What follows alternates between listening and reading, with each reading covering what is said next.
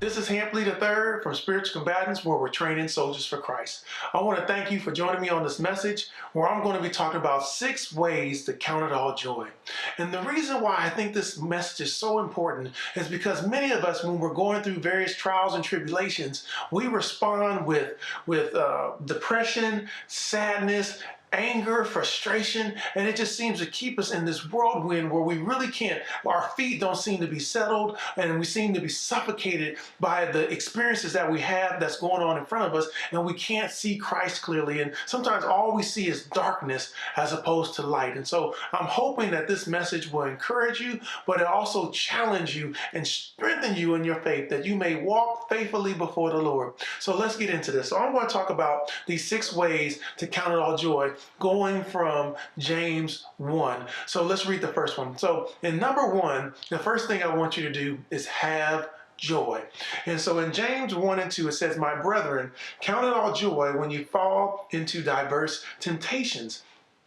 And when you think about counting on joy in temptations, it's almost like an oxymoron. It's like, well, wait a minute. I haven't been taught that when I go through various trials and tribulations, that the one thing I should be doing is counting on joy. Most of the time, you would say respond with anger, or respond this way, or respond that way. Everything but happiness, joy, or peace. And so this word joy in the Greek means like a cheerfulness. It says calm delight, a gladness, like greatly, like exceeding joy, joyfulness, and being joyous. And so I'm having this, when I'm going through this situation or whatever we're going through right now, that you're going to experience a calm delight. And I want you to take a minute to think about that. Think about the situation that you're going through, or you may have came out of, or you may see that's coming on the horizon, but you're going to tackle that situation with calm delight, with cheerfulness, with joy. And so the reason why is because you would know, and we're going to get into these reasons why, but because you're going to have that joy is because you know that there's a great benefit in the end. And so there's a purpose behind having joy. And so I'm having joy because I know there's going to be something on the end of that when I begin to endure the temptation that's facing me. So now, in number 2 is that we have to let patience have her perfect work. And so in James 1, 3, and 4, it says, "Knowing this, that the trying of your faith worketh patience. But let patience have her perfect work, that ye may be perfect and entire, wanting nothing." So now, when you have this say, okay, I'm gonna have joy, I'm gonna have this calm delight when I'm going through these situations, because I know that my faith is going to be tested. And so it's going to be tried, but it's going to be working patience. And so what happens here is that faith is that substance of things hoped for and the evidence of things not seen, as in it says in Hebrews 11 and 1. And so now I begin to hope in God. I'm hoping for what I can't see. And so now I'm going to trust in God, because now it's being tried, because your faith is being tried. So are you going to continue to hope in God, or are you going to hope in yourself? And oftentimes when we're going through various trials and tribulations, one of the things that we want to do is fix the situation as soon as possible. And so we're going to find whatever method, means, however we can to get out of it, how to solve it. Even if it's something, sometimes even if it's sinful, we'll do whatever it takes to get this situation out of our life. We don't want to have nothing to do with it. So once our faith is being tried, we're going to move it out of the way however we can. But instead here, it comes down to, I'm going to trust in God instead of trusting in myself. So now the trying of my faith, it works this patience. And so this patience is, it says, like a cheerful endurance, constancy, patient, continuing, or waiting. So now I begin to say, okay, I'm going, instead of trusting in myself and trying to find my own means to get things done, or because sometimes when we try it ourselves, we begin to fail, and that's when we fall into stress and different depression and all these other things, because we're dependent on ourselves and what we can do, our own resources and whatever we have, as opposed to me trusting in God and keeping my hope and trust in Him. And so now, as I begin to hope and trust in Him, I'm going to let patience have her perfect work. And so now it's working that patience, this cheerful endurance. Again, because there's a purpose behind this. Because now I'm going to have this joy, because I know having this joy in this temptation my patience and my faith is being tried, and it's working out that patience, endurance, working something out of me. And so now it's like going to the gym and I'm working out. It's bringing something out. It has an opportunity through this situation to bring out patience, which I begin to hope. So now my patience is hoping in God. So now I'm going to wait as I continue to hope in God and trust in His way, His timing, and the method in which He wants to do to bring me to a place of deliverance and resolution. And so as I begin to trust in God in this situation, I have to let patience have her perfect work. And so that's me giving, that means I intentionally give the time, the space, and the room for patience to have its work. It's kind of like if you see someone that's like in a crowd and they're pushing the crowd back and like give them room to move, give them room to move. I'm doing the same thing. I'm going to intentionally allow patience to have her perfect work. And so now that means I'm not going to put my hands on this situation trying to fix it or to change it, because I'm going to have this cheerful disposition. I'm going to be happy and joyous, this cheerful endurance, because I still know that as I allow patience to have her perfect work in me, that I'm going to be perfect and entire, wanting nothing. And one of the things when we go through trying situations is we want resolution. We want wholeness, because sometimes we're hurting and we feel broken. And so we want to find some type of solution or some peace, but that's how we can get it. When we allow our faith to be tried, and so it's bringing out this patient endurance, I'm cheerful about it because I know that in the end, it's working out in me the position or the disposition in me so that I can be perfect, and I'll be perfect and entire, and I lack nothing. I won't want anything because I know where my trust is. I'm trusting in God. I'm reading the word. All those things that I may say I need, like when I'm just trusting in myself, I'm always needing something. I'm always going to different places. I'm always going to different people, searching for something that's already in Christ. And so now I have that opportunity, knowing this, I'm letting my faith be tried, working patience, giving patience her room to work. I give her time. That means if I'm giving her that room to work, that means my situation may last a little bit longer than I want. And so some of us, as I said a little bit earlier, we want the situation over as soon as possible. But if I'm going to let patience have her perfect work, that means I'm going to have to let patience run the course through. That means I could end it tomorrow if I say or do some things, because that's sometimes how we do. We'll try to push and force people beyond what we want so that we can just get rid of the situation. But now I'm going to let the situation just play itself out. And so as I allow the situation to play itself out, now I can begin to add in and work those different opportunities, because it's an opportunity for us to grow and to develop. And so as patience is working in us, it begins to build up our faith. We may pray more. Let me trust God more in this situation. Let me read His word about what's going on in this situation so that I can begin to apply it to my life. I can begin to lean on God more, learning how to be perfect, how to love my enemy, how to pray for them, for those who despise use me and try to take advantage of me. I can continue to give to those that sometimes I may not want to give to, or those that may not seem real kindly. I can be kind to them, and I can love those who may not love me, and I can be kind to everyone. I can begin to exercise everything that's saying in the scriptures about being a disciple of Jesus Christ, that I may reflect His image and His nature. And that's what happens in the time of patience, because I'm giving it an opportunity to have His perfect work in me so that I'll want nothing. And then through my trial and tribulation, I'll show how I continually trust God as opposed to trusting in myself. And so then when I'm in the situation, when I know that, I say, okay, I understand all those different things. Maybe I don't know the first step to take. I don't really know what to do. Then if I lack wisdom, I can ask God, and that's number 3. And so in James 1:5-8, it says, if any of you lack wisdom, let him ask of God, that giveth to all men liberally, and upbraideth not, and it shall be given him. But let him ask in faith, wanting nothing wavering, for he that wavereth is like a wind of the sea, driven by the wind like a wave of the sea driven by the wind and tossed. For let not that man think he shall receive anything of the Lord. A double-minded man is unstable in all his ways. So then, if I lack wisdom on what to do, then I can always ask God. He'll never leave me. He'll never forsake me. And then I can go to him. He's my advocate. And so he gives to all men liberally. And so, but I can't be wavering. And so if you may know that when you may be going through trials and tribulations and difficult situations, you may be up one day, you're down the next. You're happy one day, you're sad the next. I mean, we're always just up and down, and we're never stable.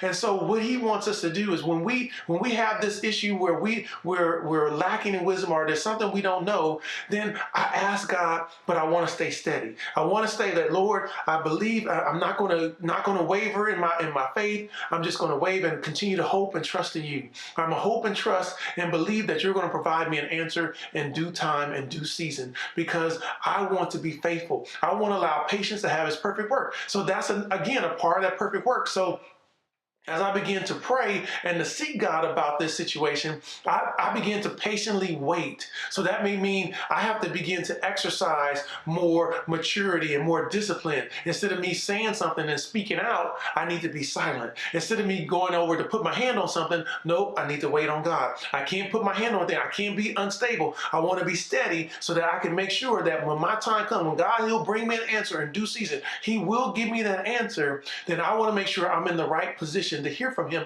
because I'm going to allow, because sometimes the trying of your faith can be just simply time. It can be just time. That in that waiting time, sometimes we get anxious and then we want to make a move instead of just, okay, I'm just going to wait on God. I know he sees me. And that's where we need to read his word, because I know he sees me. I know he knows what I'm going through. He's going to give me what I need. And, if I just keep seeking the kingdom, seek first the kingdom of God and his righteousness, as it says in Matthew 6:33, if I just seek his kingdom, seek the kingdom of God and his righteousness, the things that I need will be added unto me. I just need to be able to continue to walk out in faith, trusting him and not wavering, not allowing the winds and the waves. Sometimes as you see them come and go in life, I can't allow those to uproot me out of my stance on trusting in God and trusting in him. And so now, because it says here, a double-minded man is unstable in all his ways, and I won't be steady, and I will not receive anything from the Lord. Don't think that I will if I become unstable. So let me take that as opportunity. This is an opportunity for you to continue, as your faith is being tried, to exercise it and allow patience to have its work. And that benefit of counting it all joy in this diverse temptation, because then you begin to see these benefits. So now what I have to do also in the process, in number 4, I need to be humble. And so in James 1:9-11 says, let the brother of low degree rejoice in that he is exalted, but the rich in that he is made low, because as the flower of the grass he shall pass away. For the sun is no sooner risen with a burning heat, but it withereth the grass, and the flower thereof falleth, and the grace of the fashion of it perish. So also shall a rich man fade in his ways. And so now, me being of a low stature, now I'm able, when I'm humble and I'm meek, I'm willing to listen to God. I'm willing to hear from him. And so when I'm prideful and I'm full of myself and I'm trusting in my own resources, my own possessions and position and different things, I'm not looking for God. I'm seeking answers for myself. But when I'm humble and of low stature, I'm looking to him. I'm trusting in him. I understand where I am. I am a sinner. I'm in need of his grace. I'm in need of his mercy. And I'm seeking him. I'm seeking his answers. I'm seeking his help as he's continuing to develop me into the man that he wants to be, the woman that he wants you to be. He's developing us and he's getting us to the proper position. But even in all of that, I have to be humble. Think about that. As you're going through a difficult situation, that you're counting all joy, and through all that, I'm allowing, as my faith is being tried, I'm trusting in God because I'm allowed patience to have her work. I'm giving it time. And even in that time that I'm giving it, I'm going to trust in God when I'm asking for help. And then I'm also being humble, of low stature. So that means even when people may be coming against me, I still have this humble stance. And for some people, humility is hard because it makes some people seem like they're weak. But there's no weakness in being humble. It takes greater strength not to lash out on people. It's easy to lash out on people. It's easy to tell somebody off. It's harder for us to be able to maintain and just to say, you know what, I'm gonna have self-control and I'm gonna exercise self-control. And I can say something, but I'm not. I'm gonna remain humble. I'm not gonna try to put myself in a position that's above others or try to take vengeance, because vengeance is the Lord. I'm not gonna try to justify myself in anybody's eyes. I'm gonna allow God to do that. And I'm gonna give patience her perfect work. I'm gonna allow patience to have her perfect work in me so that He will vindicate me in due time and due season, and I'll allow Him to continue to help me to be perfect and entire, lacking nothing. All right, so then at number 5, what I need to do is I need to endure temptation. And this is the ultimate reason why we count it all joy. And so in James 1:12, it says, "Blessed is the man that endureth temptation, for when he is tried, he shall receive the crown of life, which the Lord hath promised to them that love him." So look at this. When I endure, when I press through, when I persevere beyond all those temptations, when I get past it, then after I've been tried, not when the temptation comes or it's flew by, when I'm tried, after I'm tried and I endure it, then in the end of days, I will receive a crown of life. And so that's why, and because this crown of life is promised to all those who love Him. And so that's why I can count it all joy when I go through these diverse temptations, because I know if I can endure this, I can joyfully receive it. Because if I can get through this, if I can endure it and do it in a manner that God is pleased, I'm going to have a crown of life. It's going to continue to build me up. It's going to continue. This situation that's in front of you, it's not meant to destroy you. It's not meant to just to crush you. It's an opportunity for you to be reflective of the nature of Jesus Christ, to have His character, to be able to exercise the faith that He's given you, to be able to grow and to mature and to be able to strengthen yourself. It's almost like going to the gym, and this is your opportunity to endure it. And so that's why I want to really encourage you that you would take the opportunity today. Say, you know what? I have this situation in front of me. It's a trying situation, but I'm going to count it all joy, because if I can get through this situation, if I can allow patience to have her perfect work in me, then I can endure it and I will receive that crown of life. I will be perfect and entire and wanting nothing. And you will begin to see how the faith that you exercise, you begin to see how your trust in God begins to grow. You're leaning on the Word. You're reading the Word more. You're meditating on it. Because you meditate on it, it brings good success to your life. And I begin to apply those things. And when I have a question and I'm lacking in wisdom, I ask God for it. And then I sit back and I trust Him. I'm going to be humble. And when He brings the word, sometimes He may say something that's outside of what you may have thought He would have said, but you know what? I'm going to follow Him because I trust Him. I'm going to allow that faith. I'm exercising my faith, and patience is having His work, and I'm going to continue moving out because I know that in the end, I'm going to see the light. In the end, it's not just darkness. There is hope, and I'm going to continue to hope in God. And so what we need to do in number 6, lastly, the last thing I wanted to share here is that I want you to remember Jesus and His example. And so in Hebrews 12:1-4, it says, "Wherefore, seeing that we are also compassed about with so great a cloud of witnesses, let us lay aside every weight and sin, and the sin which doth so easily beset us, and let us run with patience the race that is set before us, looking unto Jesus, the author and finisher of our faith, who for the joy that was set before Him endured the cross, despising the shame, and is set down at the right hand of the throne of God. For consider him that endureth such contradiction of sinners against himself, lest ye be wearied and faint in your minds. Ye have not yet resisted unto blood, striving against sin."